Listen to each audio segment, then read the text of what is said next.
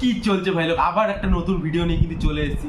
আর আজকে যে আমার কন্টেন্ট সেটা হচ্ছে সোহম দা রেগে গিয়ে করছে মারামারি, 2 নম্বর হচ্ছে কন্যাশ্রীর টাকা বয়ফ্রেন্ডকে দিয়ে দিল ধার, আর আরো কিছু কন্টেন্ট রয়েছে যেটা কিন্তু আমার এই মুহূর্তে মনে নেই।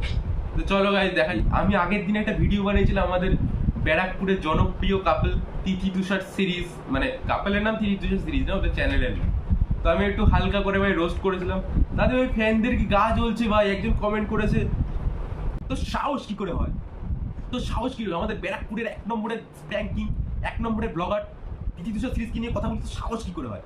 তিথি তুষার সিরিজ হচ্ছে 1 নম্বরের স্ক্রিপ্টেড প্র্যাঙ্ক করে, আমি 1 নম্বরের অন্ধভক্ত, একই জায়গার মধ্যে ক্যামেরা নিয়ে সব শুটিং হচ্ছে, আমি বুঝতে পারি না। তো কি লিখেছে ভাই, 36 সাবস্ক্রাইব আছে, আবার তুই রোস্ট ব্লগস বানাচ্ছিস, রোস্টের আবার ব্লগ কি করে হয় ভাই। তোর কটা সাবস্ক্রাইবার? 2টো। তোর বাড়ি কোথায় রে বেগর ভাই? ও মনে হয় চুদির ভাই লিখতে গিয়ে ভুল করে বেগর ভাই লিখতে। সরি গাইস, আমার ফিমেল ফ্যানরা আবার মানে রেগে যাবো না আমার উপরে, কি করবো এরকম যদি কমেন্ট করে, আমার কি করার আছে। তারপর আবার আরেকটা কমেন্ট করেছে, আমাকে রিপ্লাই কর তোর বাড়ি কোথায়। কেন ভাই, বাড়িতে যে ভাই ফোটা দেবে আমাকে? আর একজন ভাই কি সুন্দর মিষ্টি একটা কমেন্ট করেছে, দারুণ, কোথায় বাড়ি তোমার দাদা? আমার বাড়ি হচ্ছে। তো গাইস আজকে ভিডিওটা শুরু করা যায়। তো দেখা যাক গাইস সোহম দা কি করছে আমাদের এখানে। সোহম চক্রবর্তী, আমি একদমই ক্ষমাপ্রার্থী, কারণ সেই মুহূর্তে যে সিচুয়েশনটা হয়ে গেছিলো, হয়তো আমাকে নিজেকে অ্যাজ এ রেসপন্সিবল সিটিজেন হিসেবে অনেকটাই নিজেকে কন্ট্রোল করা উচিত ছিল বা রাখা উচিত ছিল। এটা একান্তই আমার নিজের দায়, এর সঙ্গে কিন্তু তৃণমূল পার্টির কোনো রকম দায়বদ্ধতা নেই। দাদাগিরির তো গাইস ব্যাপারটা যেটা হয়েছে, সোহম দা এক জায়গায় শুটিং করতে গেছিল, আর কেউ হয়তো সোহম দাকে গালাগালি করেছিল, আর সোহম দা ভাই তাকে মাথা গরমে 2-4 ঘা বসিয়ে দিয়েছে। এটা ভাই সোহম দার কোনো দোষ নেই, এটা হচ্ছে ওই ছোটবেলা থেকে হরলিক্স খাওয়ার ফল।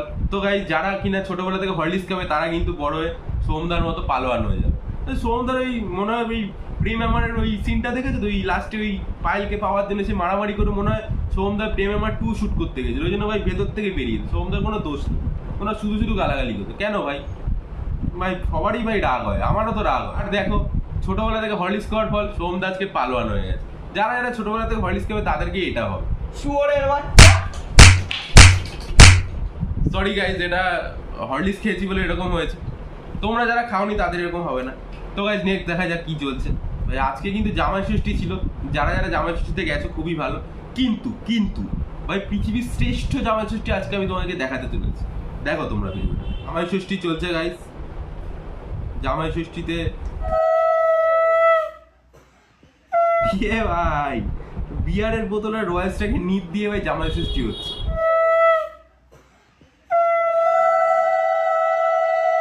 আবার শাশুড়ি মা বোধহয় একটা পেক ভালোবেসে খাইয়েও দিয়েছে।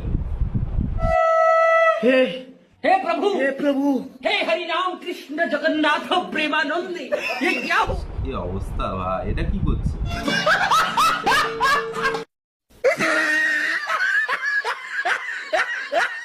সিগারেটও ধরিয়ে দিচ্ছে, কি মডার্ন শাশুড়ি ভাই। এ ভাই শিওর, এ ভাই শিওর সরকারি চাকরি করে। সরকারি চাকরি ছাড়া এরকম জামাই হবেই না ভাই, শিওর ভাই সরকারি চাকরি। আর ভাই সরকারি চাকরিও নেই, মদও খাই না, কি শ্বশুর বাড়ি হবে, কি শাশুড়ি মা পাবো কে জানে। যাই হোক গাইস, আমরা পরেরটাই চলে যাবো।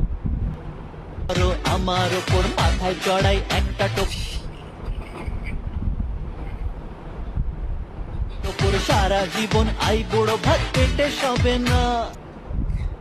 ভাই কাকু সকালবেলা ভাই গাছ বাগান ফাগান পরিষ্কার করে এসে সবাই চা নিয়ে বসেছে, এমন সময় ভাই রিলস বানাতে গিয়ে বলছে বাবা আমার কি বিয়ে হবে।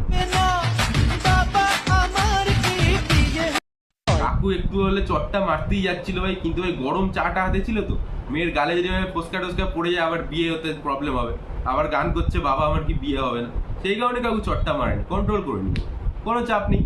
আমরা পরের ভিডিওতে চলে যাবো। দেখো তোমাদেরকে একটা জিনিস দেখাই, ভালোভাবে দেখো। ছেলেটাকে আগে দেখেছি ভাই, এই ছেলেটা এর মাস্ক পরে একটা গার্লফ্রেন্ড আছে, আমি জানি না সবসময় মাস্ক পরে কিনা, আই মিন ভ্যালেন্টাইন, সরি দেখা যাক কি করে দাদা। শোন না, বলছি মাস্কটা পরে একটু, বলছে মাস্কটা পরে ভাই। এই যে কিছু ইউটিউবারদের, মানে ইউটিউবার বলাটা ভুল হবে, ইনস্টাগ্রামার বলা যেতে পারে, ইনস্টাগ্রাম ইনফ্লুয়েন্সার বলা যেতে পারে। ওই কিছু স্ক্যাম আছে ভাই, গার্লফ্রেন্ডের হাত পা সব কিছু দেখাবে কিন্তু ওই মুখ দেখাবে না ভাই, কি আমি বুঝতে পারি না ভাই।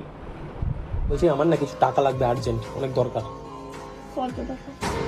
তো এখানে দাদার কিছু টাকা লাগবে, অনেক টাকা লাগবে, দাদা মনে হয় কোনো জুয়ার অ্যাপে গেম টেম খেলতে গিয়ে বোধহয় কিছু টাকা লস ফস খেয়ে ফেলেছে, দেখা যায়। কত আছে তোর কাছে? 50 টাকার মতো।